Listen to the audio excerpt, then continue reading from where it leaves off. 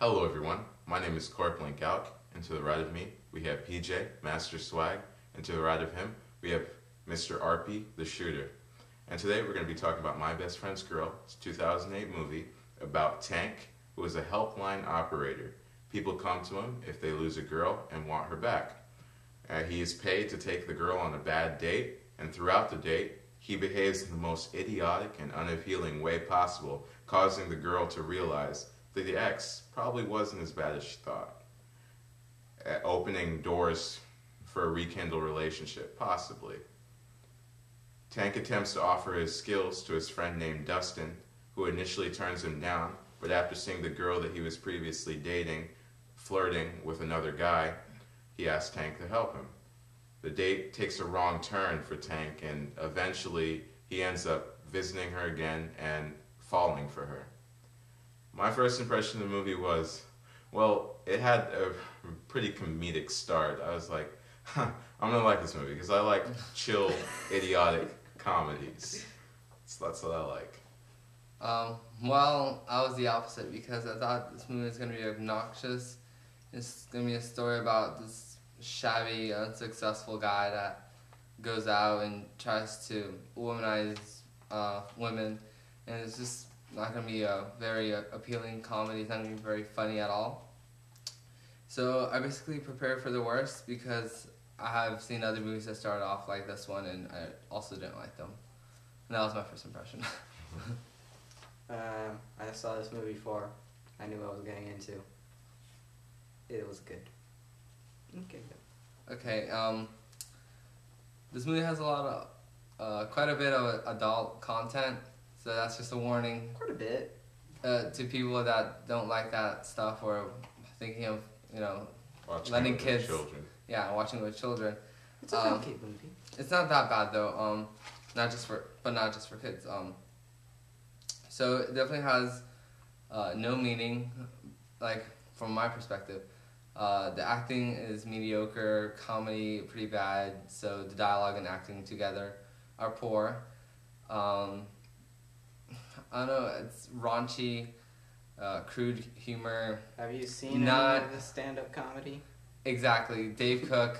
It's Dan Cook. Dan Cook, sorry. Or Dan Cook, I don't know. It's just like his comedy. It's loud, crude, not very appealing, not very romantic for Valentine's Day. Certainly, I wouldn't show Hey, it's this a romantic comedy. romantic comedy very crude. I wouldn't. This is not a A Valentine's very Day movie. crude romantic comedy it is, yes. So you can tell I do not like this movie. Yeah. Acting, dialogue, poorly done. That's my verdict. I thought it was kind of witty. Yes. Moving onward, my friends. Again, this is a romantic comedy, so special effects are little to non-existent. And that's basically it for that. For visuals, well, it's shot around on location most of the time, and some of it is actually inside a room, but whatever. It's not that big on places, and I did like Jesus Crust. It's pretty cool. Okay, well, after watching the movie, compared to my first impression, it was funny, but I do have to agree with Jose. It was a little crude, but Yeah. but it did make me laugh. So it was something. Any last words for you, Jose? I don't recommend this movie to anyone because it lacks in substance and meaning and humor, comedy, everything, and it was really obnoxious. If I wasn't required to watch it for this review, I would have never watched this movie because it was just a waste of time overall, except for the fact that now I know not to watch it, and that's basically the only good thing that came of watching the movie. It's not to be watched. It did have meaning. Don't lie, it had meaning. Love could come from really complicated places. Yeah, that works out. Yes. That's the moral of the story. Love comes from anywhere. Okay, yeah, that's my ending comment. Okay, well, I gave this movie a 7 out of 10. And I gave it a 1 out of 10 because I wasn't sure I could give it a 0.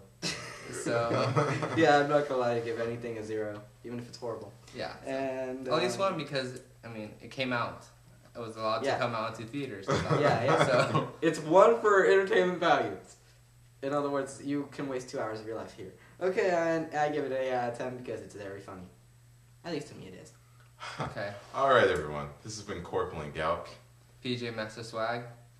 And Mr. RP the Shooter. Ciao. And we're signing off now, guys.